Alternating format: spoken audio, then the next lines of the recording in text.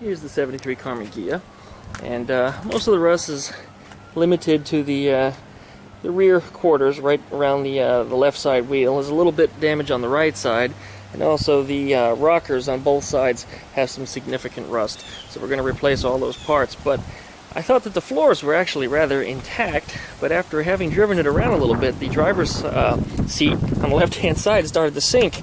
So I pulled the seat out to get a look at what we've got, and my 250 pounds, sadly, crushed through the floor. So we got a pretty dramatic hole. That's my shoe underneath there, extending almost the full length of the floor, right alongside the heater channel. So these floor pans are going to need to be replaced. In addition, while I was in here, I discovered that that rust that's holding down the dash pad on the bottom passenger side is rusted. And it turns out this was all wet today because of some severe rains that we've had over the last couple days. So there's a leak somewhere around the windshield, or perhaps up under the hood, that's dripping down into here and flooding up the passenger side.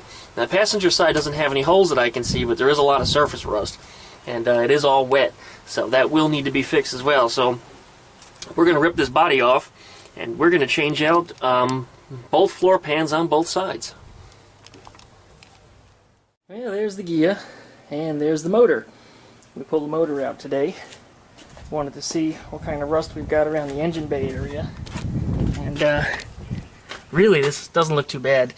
There's typical rust under the battery tray, but I expected that to be all rotted out. I expected this to be all rotted out, and I expected that to be all rotted out. And it turns out only the battery tray's got a couple holes in it, which could probably be patched. If not, I'll just replace that one part. So that's pretty cool. We do have a little problem though. The bell housing is full of oil, so I got a feeling that we've got a main seal leak on the engine. Either that or it's a seal leak on the transmission, but more likely the engine than the tranny. So we're gonna have to probably investigate underneath that flywheel there and start looking around and see what we've got. But that's definitely not good. So I've got a stand coming for this week so we can get that motor up and start pulling it apart, cleaning it up and getting some of the parts to it painted and generally repaired.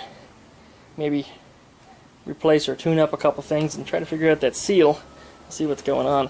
I've got to thank my uncle for this lift, which he was using for his Harley Davidson.